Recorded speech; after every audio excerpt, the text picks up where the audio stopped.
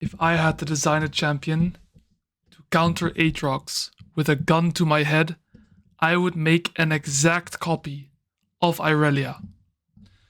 This champion is the hardest Aatrox counter in the game. But you guys are lucky, because I'm here to show you how to beat an Irelia every time using fundamentals. Let's get into the details. Okay guys, this is the best Irelia in Europe. His name is Koala-chan. And this was a very good game to showcase this matchup. Now, our setup is Flash, Ignite, Conquer. The reason for this is very simple. A good Irelia player will always look to crash wave 3, recall, let the wave bounce to her, and all-in us on the freeze that she has. This is also the reason why I'm calling my Vi to go path towards stop this game, which is a very important note, by the way. Now, why do we go Ignite with D-Blade and Conquer? Very simple. If we know that she's going to look for that freeze in an ideal world for her, we need to have a setup that can actually fight her. If we go Electrocute and TP, we are so much weaker than compared to with Ignite Conquer in that all-in that it's not really feasible and we're not going to win that. Okay, now, secondly, there is a way to get priority in this matchup and actually kill the Irelia level 1. And that is to sit in this bush, the third bush, level 1. If she face checks you there, you actually beat her in an all-in if she doesn't have any stacks. However, if Irelia has her stacks, she does beat you. So we need to kill her before she gets access to those stacks. But that's going to be hard, right? We can try to zone her from XP. We can try to do whatever we want. But if the Irelia's good enough, she will kind of walk with her wave, hit her creeps, Q them, and then get her stacks that way. So the only realistic way for us to beat her if she doesn't walk with her wave. So, we know our jungler is pathing towards top. We also know that the enemy jungler is either going to be... Well, we don't know where the enemy jungler is yet, but we will know soon enough. Here we throw away our first Q to prepare our second Q to get these creeps. And we throw it, and she actually ends up queuing the creeps and then onto us, so we have to trade back here. Now, we are already in dive range, so we pop our potion to top ourselves off. And what happens here is she just hard shoves wave 2 and dives us, and we actually end up dying. I think the mistake here that I made was I shouldn't have flashed, and I also shouldn't have stood in this pocket because she can easily just throw one E here and one E here, and it's really hard for me to dodge that, so I should be standing here or somewhere here instead, and then kite towards my turret that way after she throws her E. Now, is this the worst death? It's pretty bad. We lose a lot of XP, and we lost our flash, even though we shouldn't have to, right? But how do we recover from this? Well, we play really good fundamentally, and we make good decisions. Now, we buy Cloth Armor Potion because against Irelia you need Bramble Vest, and we're going to be rushing Bramble Vest into Steel Caps to survive her all-ins. Okay, we come back to lane and we see that the wave is pushing away from us. Where is the enemy jungler? Well, look at the minimap real quick. We had a ward on enemy Raptors, but he didn't show there. What does that mean? That means that he is starting topside and he pathed towards bot. And now we know that our Vi is going to be pathing towards us, aka we're strong side. So in this situation, we're in a 1v2. Okay. A very important thing to note against Irelia is, or in any game, is a fundamental concept, is the concept of making the first move. If both players don't do anything in this situation, what do you think is going to happen to the wave? It's going to crash into her turret. However, if I make the first move and she's not doing anything, she's not contesting my wave, and I'm EQing forward, etc. She right now is just focused on dodging my Qs. So in the first place, the odds that I hit my entire combo is pretty low. Secondly, if I miss my combo, she's going to be able to thin my wave out and get full control back of the lane, which I don't want. I don't want her to do that. So what do? I stand my ground. I stand in my wave and I wait for her to make the first move. Because if she doesn't, this wave will always crash into her turret. So we stand our ground, and the moment she goes up to thin my wave, that's when we throw our abilities. Now, my Vi happens to be here, so I chose to stand in this pocket of the lane rather than, let's say, here. Because I can always kite towards my Vi, which makes it easier. But I can also be a little bit obvious for her. But I can also be bluffing, right? So there's like a lot of mind games going on. Mind you, she has her flash up, plus she has recurve bow, right? So this gank is not very guaranteed, but I don't think she can actually 2v1 us. And, well, we get a kill, and she loses these around the same amount that we lost. We take the plate, and then we recon to the bush. Now we have our Bramble Vest. Also note that I didn't buy any potions this time, and the reason for that is very simple. In an ideal world, we just respect, and then when the wave is pushing away from us, we will have to all-in her on that bounce. And potions aren't really useful in all-ins, right? They're more useful for like small trade matchups where you do short trades and then heal back up afterwards. And then the person without potions is just screwed. In this matchup, that's not the case, so we don't waste any gold on those anymore. We're just going to go full components instead. Mind you, the enemy jungler full cleared to bot. So where are they going to be now? Well, their camps are spawning in the same order. So when they did Scuttlecrab and Based, they're walking back topside to go to Gromp, right? So they're going to be clearing from Gromp to bot side, full clear to bot, and that is it. So what do? We just respect, because the enemy jungler could be here, and we ward that bush. Now, why do we ward the bush? The reason is, look at our vision line. This is our vision line. If she walks out of our vision and goes into the bush here, she could actually sit in the bush and cheese us. Now, of course, we did have this ward here, but in general, it's just a good habit to place this ward to spot those types of ganks and cheeses. Okay. Now, why do we tank 200 damage to hold the wave instead of just letting it crash into the turret? Good question. If we let this wave crash into my tower, my wave will stand still to hit the enemy wave, but the enemy wave didn't stand still, the next one, obviously.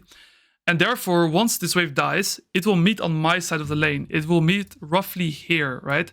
And what happens then is, if both people don't do anything, the wave will slow push towards her.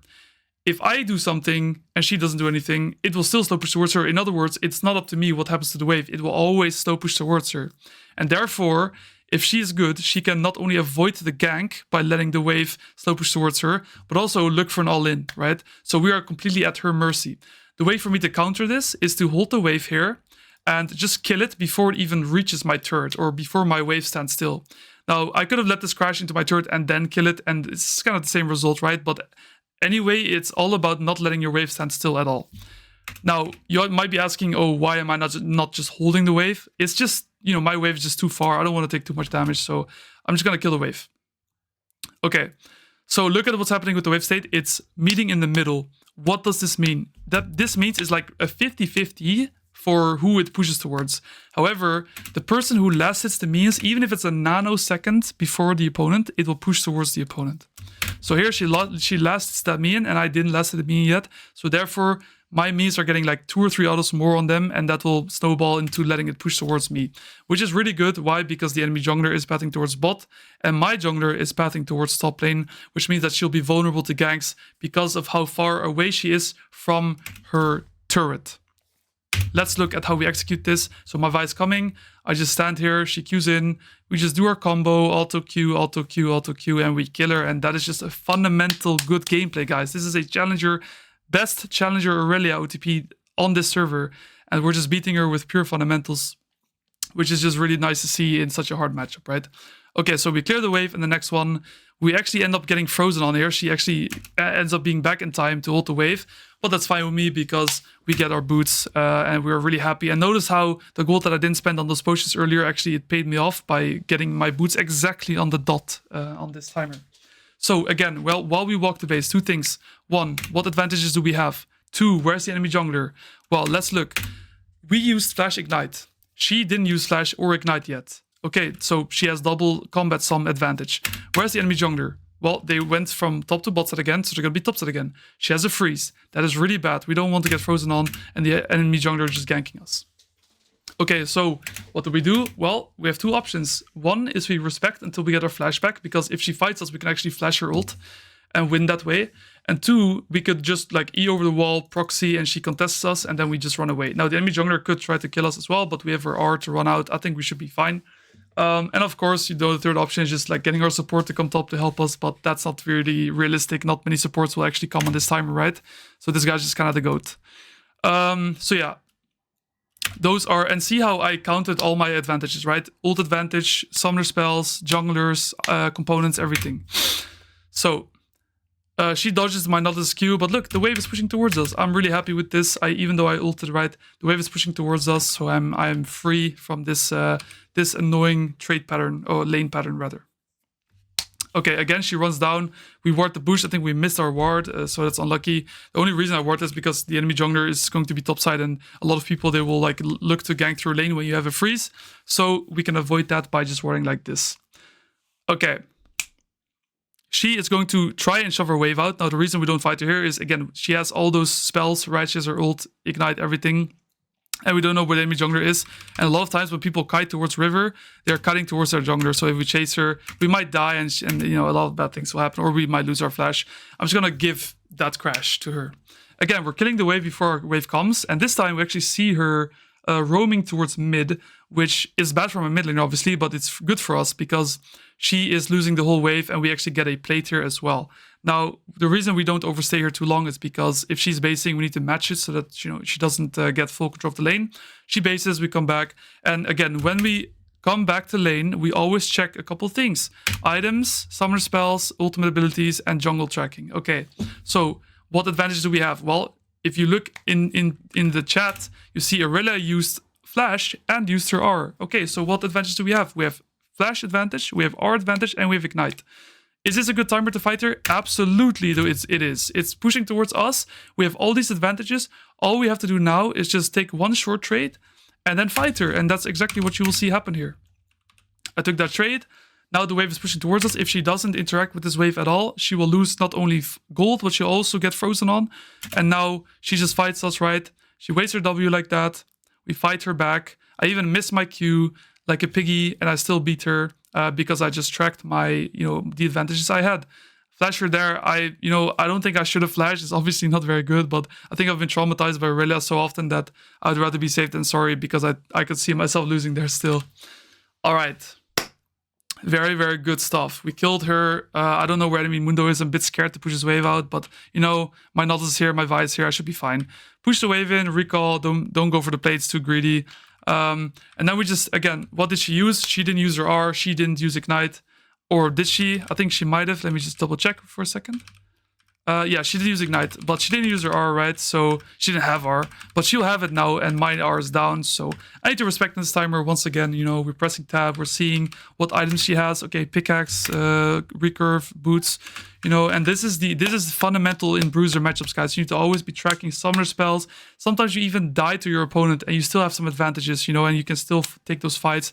And people will play overconfident because, oh, I got the skill. Oh, I'm stronger now. No, that's not true. The person who's stronger is the person with the ult advantage, item advantage, and summoner spell advantage combined.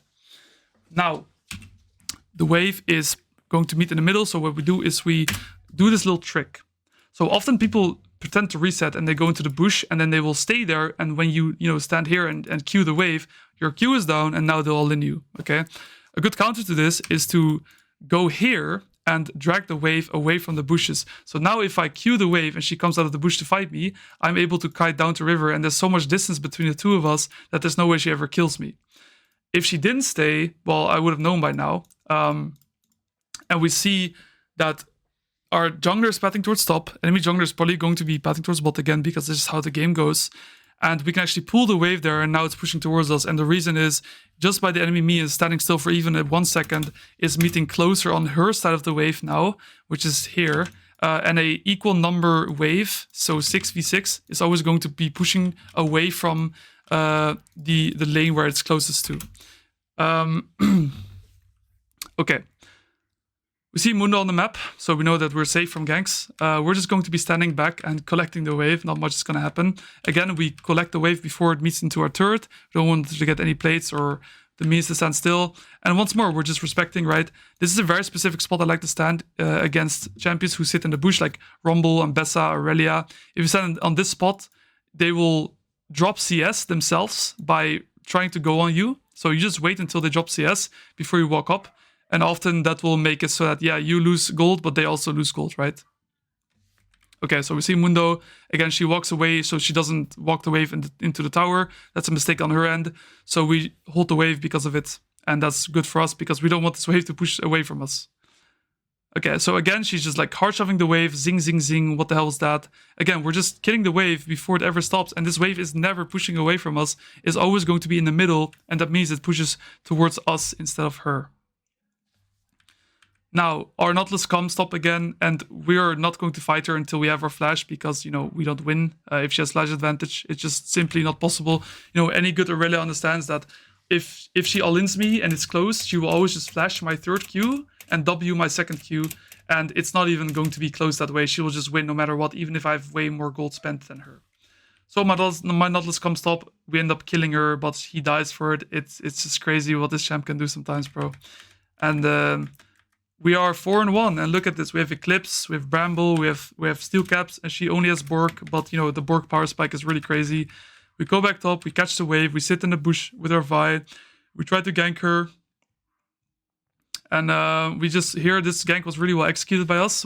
I'm just waiting for her to use her flash and for Vi's ult to hit, and then I use my abilities on her because I can just CC chain her, right? We kill her, we crash the wave, we join the fight, and that is really it, guys. This is the Irelia matchup. Later on side lane, she will beat you if she has roughly anything less than a 2,000 gold lead on. If you have anything less than a 2,000 gold lead on her, she will always beat you. So you got to be very, very careful with the fights that you're taking. You can even see, like in this fight, it's super hard for me to beat her. And yeah, it's just a rough matchup, guys. Now, granted, I did misclick like twice on her, but yeah, the fact that she is even close is like crazy to me. I have so much better items than her. I have like 2,000 gold spent more than her. It's still close. So, man, I hope you guys learned something. I hope you guys understand this matchup now a little bit better, at least than before. Please leave a comment about which matchup you would like to see next. And that is all for me. I'm out.